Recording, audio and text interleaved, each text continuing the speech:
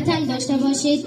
اینک بنده امید فدایی به نوبه خودم امروز 13 رجب مصادف با سعادت امیر المؤمنین حضرت علی علیه السلام و مناسبت روز پدر و تمام پدران پرتلاش قهرمان چه در جمع ما حضور دارد و یا ندارد تبریک و تهنیت عرض می‌دارم. و حالا قطع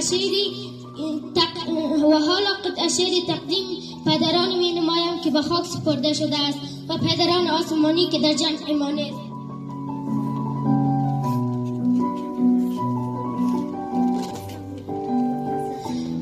بی تو به صحرای غمم در تب و تابم بیا پدر، تشنه آغوش توام غرق سیرابم بیا پدر.